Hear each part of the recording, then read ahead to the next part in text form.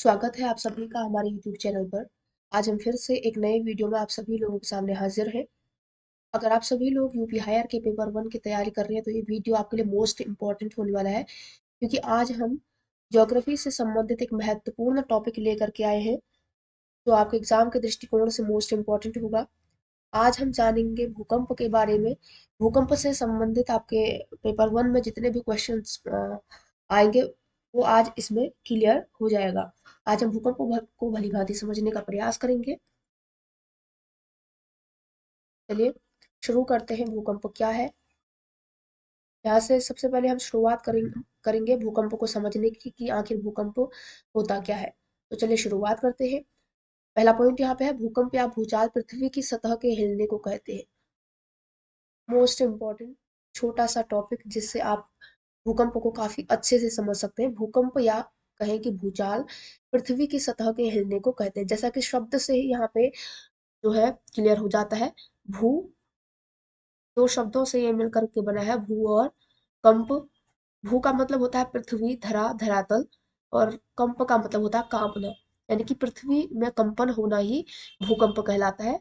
इतना क्लियर हो चुका है। चलिए आगे बढ़ते हैं। अगला पॉइंट देखते हैं। जब पृथ्वी की सतह में अचानक हलचल होने लगती है, पृथ्वी की सतह पर कंपन महसूस होने लगता है, तो यही भूकंप कहलाता है। जब पृथ्वी की सतह में अचानक से हलचल होने लगती है तो इसको ही भूकंप कहा जाता है। अगला पॉइंट देख लेते हैं। पृथ्वी की सतह पर यह कंपन पृथ्वी के स्थलमंडल में ऊर्जा के अचानक मुक्त होने के कारण उत्पन्न होने वाली भूकंपीय तरंगों के कारण होता है। यानी कि पृथ्वी की सतह में जो ये कंपन होता है, यानी कि जो भूकंप होता है, ये किसके कारण होता है? स्थल मंडल में ऊर्जा के अचानक मुक्त होने के कारण। यानी कि एक ऊर्जा होती है जो अचानक स्थल मंडल में मुक्त होती है, यानी कि निकलती है। इसके कारण क्या होता है? पृथ्वी की जो सतह है वो हिलने लग जाती है, यानी कि उसमें कंपन होने लग जाता है, और इसको ही भूकंप कहा जाता है। यहाँ पे क्लियर हो चुका होगा कि भूकंप क्या है। ये तो साधारण सी बात है, आप सभी लोग समझते हैं कि भूकंप आखिर होता क्या है। पृथ्वी में कंपन होना, पृथ्वी की सतह में कंपन होना ही भूकंप कहलाता है। देखिए यहाँ पे अगर आप सभी लोग यूपी हायर के पेपर 1 की तैयारी कर रहे हैं तो ये मोस्ट इंपॉर्टेंट टॉपिक होने वाला है, क्योंकि इस टॉपिक को देखने के बाद आप सभी लोग भूकंप से संबंधित जो प्रश्न पूछे जाते हैं उनके लिए तैयार हो जाएंगे। चलिए आगे बढ़ते हैं। अगला पॉइंट यहाँ पे है हमारा, या पृथ्वी के स्थलमंडल, जिसको लिथोस्फियर भी कहा जाता है, पृथ्वी का जो स्थलमंडल है उसको लिथोस्फियर कहा जाता है। यह पृथ्वी के स्थलमंडल में ऊर्जा के अचानक मुक्त हो जाने के कारण उत्पन्न होने वाली भूकंपीय तरंगों के की वजह से होता है। कौन? भूकंप। भूकंप जो है स्थलमंडल में ऊर्जा के अचानक मुक्त हो जाने के कारण जो भूकंपीय तरंगें होती है उनके कारण होता है। चलिए अगला पॉइंट देखते हैं। भूकंप बहुत हिंसात्मक हो सकते हैं और कुछ ही क्षणों में लोगों को गिराकर चोट पहुंचाने से लेकर पूरे नगर को ध्वस्त कर सकते हैं। हिंसात्मक का अर्थ यहाँ पे हम समझ लेते हैं, भूकंप जो है बहुत हिंसात्मक होते हैं, यानी कि इनसे काफी ज्यादा जो है जान और माल की हानि होती है। भूकंप एक प्राकृतिक आपदा है, जैसा कि आप सभी लोग जानते हैं। तो ये हिंसात्मक हो सकते हैं, यानी कि बहुत ज्यादा इनसे जान और माल की हानि हो सकती है। चलिए आगे बढ़ते हैं। भूकंप में ऊर्जा तरंगें सभी दिशाओं में गतिमान होती है, यानी कि जो भूकंप की तरंगें होती है वो सभी दिशाओं में जो है गतिमान होती है। ये चारों तरफ फैल जाती है। पृथ्वी के स्थलमंडल, यानी कि पृथ्वी की जो सतह में भूकंपीय तरंगें उत्पन्न होती है वे सभी दिशाओं में जो है सभी दिशाओं की ओर जाती है। चलिए अगला बिंदु देख लेते हैं। वह स्थान जहां से ऊर्जा निकलती है भूकंप का उद्गम केंद्र या फिर फोकस कहलाता है। इसे अवकेंद्र या हाइपोसेंटर भी कहा जाता है। देखिए यहाँ पे जब मैं क्वेश्चन की सीरीज आपके लिए लेकर के आई थी भूकंप और ज्वालामुखी से संबंधित, उसमें मैंने आपको बताया था, एक प्रश्न आया था उसमें भी, कि वह स्थान जहां से ऊर्जा निकलती है उसको क्या कहा जाता है? उद्गम केंद्र। भूकंप का उद्गम केंद्र कहा जाता है उसको। ये मोस्ट इंपॉर्टेंट बिंदु है यहाँ पे, जिसका अन्य नाम अवकेंद्र भी है, यानी कि हाइपोसेंटर भी है। ये यहाँ पे मोस्ट इंपॉर्टेंट था, इसको आप नोट कर लीजिएगा। भूकंप का वह केंद्र जहां पर से ऊर्जा निकलती है उसको उद्गम केंद्र या फिर फोकस कहा जाता है। इसको अवकेंद्र के नाम से भी जाना जाता है। चलिए अगला बिंदु देखते हैं। ऊर्जा तरंगें अलग अलग दिशाओं में चलती हुई पृथ्वी की सतह तक पहुंचती है, यानी कि जो भूकंपीय तरंगें हैं वे अलग अलग दिशाओं में चलती हुई पृथ्वी की सतह तक पहुंचती है, जिसके कारण क्या होता है? पृथ्वी में कंपन होने लग जाता है। अगला बिंदु है भूतल पर वह बिंदु जो उद्गम केंद्र या फिर कहें अधिकेंद्र। अधिकेंद्र और अवकेंद्र बिल्कुल एक ही है। अधिकेंद्र, अवकेंद्र और उद्गम केंद्र। चलिए, अधिकेंद्र कहलाता है भूतल का वह बिंदु जो उद्गम केंद्र के समीप होता है।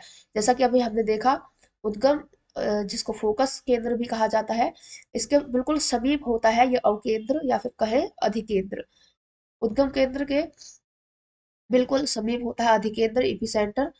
अधिकेंद्र पर सबसे पहले तरंग को महसूस किया जाता है। ये भी यहाँ पे मोस्ट इंपॉर्टेंट बिंदु है कि कहाँ पर जो भूकंपीय तरंग है इनका आभास कहाँ पर सबसे पूर्व किया जाता है। तो ये इसका जो आंसर होगा अधिकेंद्र यानी कि इपिसेंटर होगा।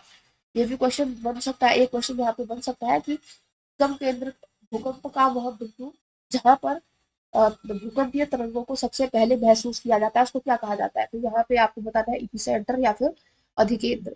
चलिए आगे बढ़ते हैं।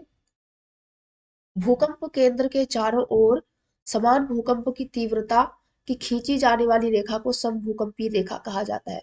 भूकंप केंद्र के चारों ओर, जो भूकंप केंद्र है उसके चारों ओर समान भूकंप की तीव्रता की जो रेखा खींची जाती है उसको क्या कहा जाता है, समभूकंपीय रेखा। यानी कि समान भूकंप जिन जिन क्षेत्रों में, जिन जिन केंद्रों में आता है उसको क्या कहा जाता है, समभूकंपीय रेखा। चलिए अगला बिंदु देखते हैं। भूकंप का मापन भूकंपमापी यंत्र से किया जाता है जिसे सिस्मोग्राफ कहा जाता है। देखिए, एक बिंदु यहाँ पे और कंप्लीट वो हो जाता है हमारा क्लियर कि भूकंपमापी जो यंत्र होता है उसका नाम क्या है। तो क्या है, सिस्मोग्राफ या फिर सिस्मोग्राफी जो है। सिस्मोग्राफ के द्वारा भूकंप का मापन किया जाता है, यानी कि भूकंप को जो है सिस्मोग्राफ से मापा जाता है।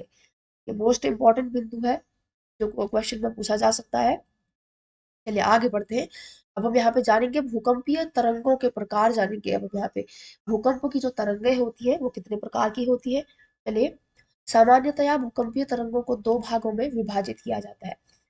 दो भागों में भूगर्भीय तरंगे, भूगर्भीय तरंगे और धरातलीय तरंगे। अब भूगर्भीय तरंगे जो होती है उनको दो भागों में फिर से विभाजित किया जाता है। देखिए, पहले यहाँ पे देखते हैं भूकंप की तरंगों को दो भागों में विभाजित किया जाता है। पहला है भूकंपीय भूगर्भीय तरंगे और दूसरा है धरातलीय तरंगे। और यहाँ पे भूगर्भीय जो तरंगे होती है उनको दो भागों में, यानी कि पी तरंगे और एस तरंगे, दो भागों में बांटा जाता है।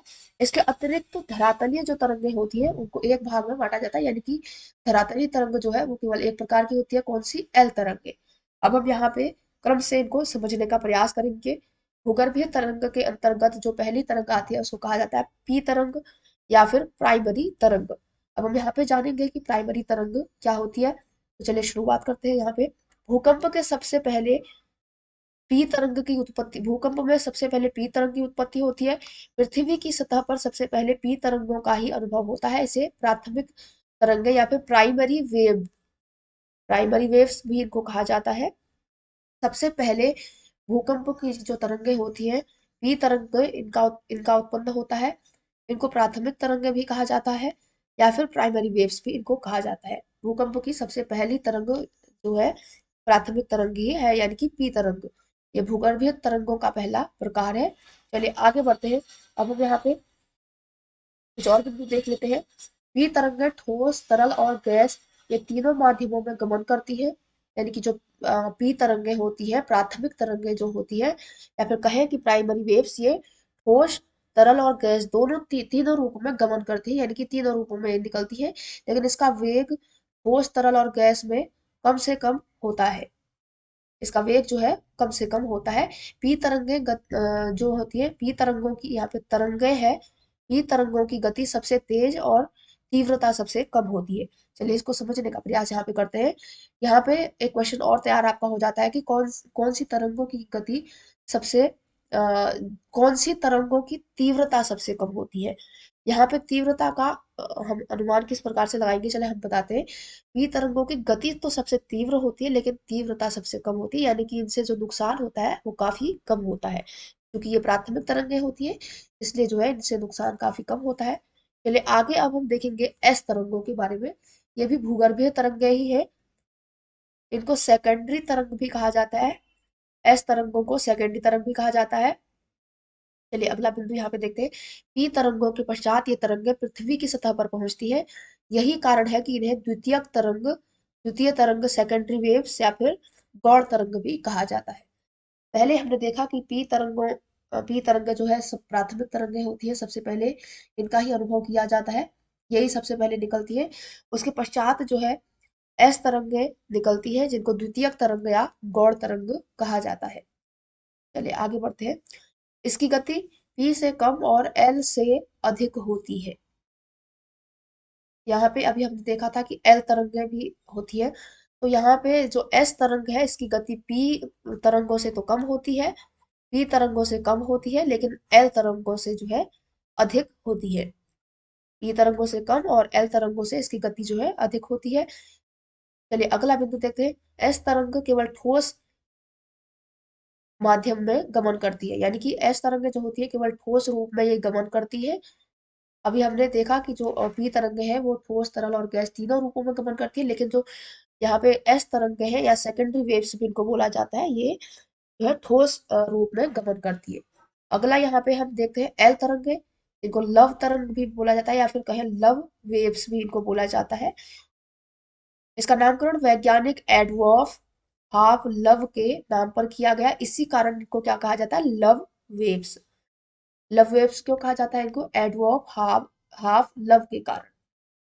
चलिए आगे बढ़ते हैं। इस तरंग की तीव्रता P एवं S से अधिक होती है तथा सर्वाधिक विनाशकारी होती है। अब यहाँ पे एक क्वेश्चन आपका और तैयार हो जाता है कि कौन सी भूकंप की कौन सी तरंग है जो सबसे विनाशकारी होती है, तो कौन सी है, एल तरंग। एल तरंग जो है भूकंप की सबसे सर्वाधिक जो है विनाशकारी होती है। अगला बिंदु देखते हैं। इस तरंग की गति सबसे कम होती है, अतः यह तरंगें पृथ्वी की सतह पर पी तथा एस के पश्चात प्रकट होती है। पहले पी तरंग प्रकट होती है, उसके पश्चात एस तरंग प्रकट होती है और फिर एल तरंग प्रकट होती है। इनकी जो इस एल तरंग की जो गति होती है वो पी और सॉरी एल तरंग की जो गति होती है वो पी और एस से काफी कम होती है, लेकिन ये सबसे विनाशकारी होती है, यानी कि इनसे सबसे ज्यादा जो नुकसान होता है एल तरंगों के कारण ही होता है। अगला बिंदु है एल तरंगे या सतही तरंगे। धरातलीय तरंगे भी हमने अभी देखा कि धरातलीय तरंगों के अंतर्गत ये आती है। एल तरंग जो है धरातलीय तरंगों के अंतर्गत आती है। तो यहाँ पे लिखा हुआ है कि एल तरंगे सतही या फिर कहें कि सतही तरंगे अत्यधिक विनाशकारी होती है। इसके झटकों से अत्यधिक जान माल का नुकसान होता है। इसके झटकों से अत्यधिक जान माल का नुकसान होता है। पी और जो प्राइमरी वेव्स और सेकेंडरी वेव्स थे, यानी कि पी तरंग और एस तरंग, इनसे नुकसान इतना ज्यादा नहीं होता है, लेकिन जो एल तरंगे होती है इनको धरातलीय तरंग भी कहा जाता है, इनसे काफी ज्यादा जान माल की हानि होती है। चलिए आगे बढ़ते हैं। भूकंप की तरंगों की तीव्रता को भूकंप लेखी या सिस्मोग्राफ द्वारा मापा जाता है। जैसा कि अभी हमने जाना कि भूकंप मापी जो यंत्र है उसका नाम है सिस्मोग्राफ। तो अगला यहाँ पे जो है इसके 3 स्केल होते हैं। इसके सिस्मोग्राफ जो है भूकंप मापी यंत्र है और इसके 3 स्केल होते हैं। कौन कौन से, विकल्प ए है यहाँ पे, पहला विकल्प है रॉसी फेरल स्केल, और दूसरा है मर्केली स्केल, और तीसरा है रिक्टर स्केल। यहाँ पे महत्वपूर्ण कौन सा है, सबसे पहले भूकंप मापी यंत्र का नाम क्या है ये आपको याद रखना है, सिस्मोग्राफ। और उसके पश्चात यहाँ पे रिक्टर स्केल जो है महत्वपूर्ण है। वो क्यों है हम आपको बताते हैं। भूकंप की तीव्रता मापने के लिए रिक्टर स्केल का प्रयोग किया जाता है। तो एक प्रश्न यहाँ पे तैयार हो जाता है कि भूकंप की तीव्रता को किसके द्वारा मापा जाता है, तो यहाँ पे आपको क्या करना है, रिक्टर स्केल के द्वारा। रिक्टर स्केल के द्वारा जो भूकंप की तीव्रता है उसको मापा जाता है। और इसके अतिरिक्त मर्केली पैमाने का प्रयोग अब नहीं किया जाता है। जो मर्केली पैमाना है, इस पैमाने से पहले जो भूकंप के कारण जो क्षति होती थी उसका मापन किया जाता था, लेकिन अब इस मर्केली पैमाने का प्रयोग या फिर इस मर्केली स्केल का प्रयोग अब नहीं किया जाता है। यहाँ पे इम्पोर्टेंट आपके लिए ये है कि भूकंप मापी जो यंत्र है उसका नाम क्या है, उसका नाम आपको याद रखना है, उसका नाम है सिस्मोग्राफ। और इसके अतिरिक्त भूकंप की तीव्रता को किससे मापा जाता है, रिक्टर स्केल के द्वारा मापा जाता है। देखिए यहाँ पे आप केवल टॉपिक ही क्लियर नहीं हो रहा है, इसके अतिरिक्त इस टॉपिक से संबंधित जो प्रश्न आते हैं वो भी आपके तैयार होते जा रहे हैं। चलिए आगे बढ़ते हैं।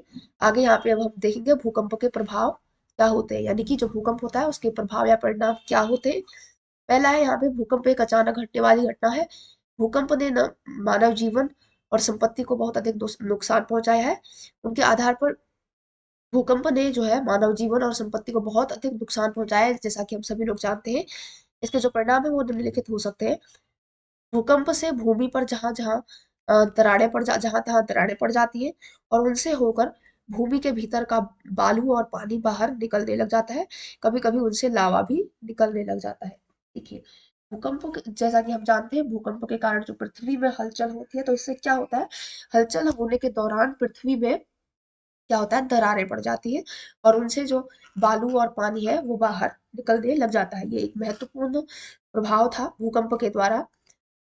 अगला बिंदु है, कभी कभी भूकंप से अनेक जगह की नदी की सतह ऊपर उठ जाती है या बांध टूट जाता है, जिससे आसपास के क्षेत्रों में अचानक बाढ़ आ जाती है। कभी कभी भूकंप से क्या हो जाता है, जो नदियां हैं उनकी सतह ऊपर उठ जाती है और जो बांध बनाए जाते हैं नदियों में जो बांध बनाए जाते हैं पानी को रोकने के लिए, तो उनके टूट जाने के कारण क्या होता है, जो आसपास के क्षेत्र होते हैं उनमें जो है जलभराव हो जाता है और बाढ़ आ जाती है। बाढ़ भी जो है भूकंप का एक कारण हो सकता है। चलिए, मतलब कहने का मतलब ये है कि बाढ़ आने का जो कारण है, एक तरफ से भूकंप भी हो सकता है, क्योंकि जो धरा में यानी कि धरती में जो कंपन होता है उसके कारण जो है बाढ़ आ सकती है, क्योंकि बांध जो है टूट जाते हैं। अगला बिंदु यहाँ पे है, भूकंप से कभी कभी भूमि का भाग नीचे धंस जाता है। बहुत सारे भूभाग धंसकर समुद्र में चले जाते हैं। तटीय भाग में भूकंप के घटने के कारण गहरी खाई बनती है, तो वही भूकंप से पर्वतीय क्षेत्रों में लैंडस्लाइड होता है। यहाँ पे समझने का प्रयास हम करेंगे। भूकंप के कारण जो है कभी कभी क्या होता है, भूमि का जो भाग है वो नीचे धंस जाता है, क्योंकि हलचल होती है और भूमि का कुछ हिस्सा जो है नीचे धंस जाता है। और इसके अतिरिक्त जो पर्वतीय क्षेत्र होते हैं, यहाँ पे लैंडस्लाइड होता है, यानी कि भूस्खलन होता है। अगला बिंदु देखते हैं, भूकंप आने पर इलेक्ट्रिक तारों के आपस में संपर्क में आने पर डिवाइस में आग लग सकती है। ये आपने कई बार देखा भी होगा। बरसातों का जो वर्षा का जो समय होता है, उस टाइम पे कई बार भूकंप की जैसी घटनाएं होती है या धरती में कंपन होने लग जाता है, तो उससे क्या होता है, जो इलेक्ट्रिक तारें चूंकि ये धरती में जो है स्थापित की जाती है, तो क्या होता है, इनका आपस में इनका संपर्क होता है, तो इससे क्या होता है, जो डिवाइस होता है उसमें आग लग सकती है। अगला बिंदु है, भूकंप का प्रभाव समुद्री भागों पर भी पड़ता है। भूकंप अगर समुद्र में हुआ, तो इसके प्रभाव से वहां ऊंची ऊंची लहरें उत्पन्न होने लग जाती है, जिसको क्या कहा जाता है, सुनामी। सुनामी आने का एक प्रमुख कारण क्या होता है, भूकंप। भूकंप के कारण जो है सुनामी आ सकती है। अगर समुद्र में अगर भूकंप होगा, तो उससे क्या होगा, समुद्र का जो पानी है उसकी जो लहरें हैं वो ऊपर को उठने लग जाएगी, जिसके कारण क्या हो जाएगा, सुनामी आ सकती है। तो यहाँ पे हमने भूकंप के प्रभावों को देखा। भूकंप के कारण लैंडस्लाइड हो सकता है, जो भूमि है वो नीचे धंस सकती है, और इसके अतिरिक्त जो इलेक्ट्रिक डिवाइस होते हैं उनमें आग लग सकती है, और इसके साथ ही जो है सुनामी भी आ सकती है इसके कारण। अब यहाँ पे हम जानेंगे भूकंप के कारण क्या है, यानी कि भूकंप जो आता है उसके कारण क्या है, किन कारणों से भूकंप होता है। विकल्प ए है यहाँ पे पहला जो है, भूपटल में भ्रंश, यानी कि पृथ्वी में जो दरारें पड़ जाती है उनके कारण भी भूकंप आता है। देखिए, जैसे भू पृथ्वी है, पृथ्वी में अगर दरारें पड़ रही हैं, पृथ्वी में अगर दरारें पड़ रही हैं तो उससे क्या होगा, कंपन होगा पृथ्वी में और भूकंप जो है आएगा। इसके अतिरिक्त दूसरा बिंदु है ज्वालामुखी क्रिया। ज्वालामुखी क्रिया आप सभी लोग जानते हैं कि ज्वालामुखी का जब उद्गार होता है, तो भूमि से जो है ऊर्जा जो है वो विमुक्त होती है, जिसके कारण क्या होता है, भूमि में कंपन हो सकता है और भूकंप आने की संभावना इससे हो सकती है। अगला है भूपटल में सिकुड़न। अगर पृथ्वी में सिकुड़न सिकुड़न आ रही है, यानी कि पृथ्वी या भूपटल का जो हिस्सा है अगर वो सिकुड़ रहा है, तो उसके कारण भी क्या होता है, भूकंप आता है। यहाँ पे भूकंप आने के कई कारण हो सकते हैं, लेकिन ये महत्वपूर्ण जो कारण थे वो हमने देखे, भूपटल में भ्रंश पड़ जाना यानी कि दरार पड़ जाना। इसके अतिरिक्त ज्वालामुखी क्रिया जो होती है, यानी कि ज्वालामुखी का उद्गार जो होता है उसके कारण भी भूकंप होता है। और इसके अतिरिक्त भूपटल में सिकुड़न होने के कारण, यानी कि जो पृथ्वी का जो हिस्सा है अगर वो सिकुड़ जाएगा, तो उससे भी पृथ्वी में कंपन हो सकता है, यानी कि भूकंप आ सकता है। यहाँ पे हमने भूकंप को अच्छे से समझने का प्रयास किया। भूकंप क्या होता है, ये तो एक सिंपल सा वो था कि भूकंप क्या होता है, आप सभी लोग जानते हैं। और यहाँ पे महत्वपूर्ण क्या था, महत्वपूर्ण ये था कि भूकंप मापी यंत्र का नाम। पहला बिंदु ये था कि भूकंप मापी यंत्र का नाम क्या है। वो आपने देखा कि सिस्मोग्राफ जो है, सिस्मोग्राफ द्वारा भूकंप को मापा जाता है। भूकंप मापी यंत्र जो है सिस्मोग्राफ है। इसके अतिरिक्त आपने देखा कि एक मर्केली स्केल जो है, जो मर्केली स्केल है, उसका प्रयोग भूकंप के द्वारा जो क्षति होती है उसको मापने के लिए किया जाता था, लेकिन अब उसका इस्तेमाल नहीं किया जाता है। इसके अतिरिक्त तीसरा हमने जो बिंदु देखा वहां यहाँ पे तीसरा बिंदु हमने देखा कि भूकंप की जो तीव्रता है, भूकंप के जो झटके आते हैं उनकी जो तीव्रता होती है उसको मापने के लिए किसी यंत्र का प्रयोग किया जाता है। ये मोस्ट इंपॉर्टेंट बिंदु था। और यहाँ पे क्या उसका आंसर क्या था? उसका आंसर था कि रिक्टर स्केल। रिक्टर स्केल के द्वारा भूकंप की तीव्रता को मापा जाता है। ये भी एक महत्वपूर्ण बिंदु था। इसके अतिरिक्त हमने यहाँ पे भूकंप के जो प्रभाव होते हैं उनको जानने का प्रयास किया, और साथ ही साथ हमने ये भी देखा कि भूकंप आने के कारण क्या हो सकते हैं। तो यहाँ पे भूकंप से संबंधित टॉपिक आपका क्लियर हो जाता है। इसके अतिरिक्त भूकंप से संबंधित अगर प्रश्नों को आपने देखा है तो मैंने यहाँ पे एक लाइव वीडियो दिया था जिसमें मैंने भूकंप ज्वालामुखी से संबंधित महत्वपूर्ण प्रश्न जो है कराए थे। आप उस वीडियो को भी एक बार देख लीजिएगा। तो हम आपसे मिलते हैं अपने अगले वाले वीडियो में। तब तक के लिए बाय बाय। Take care.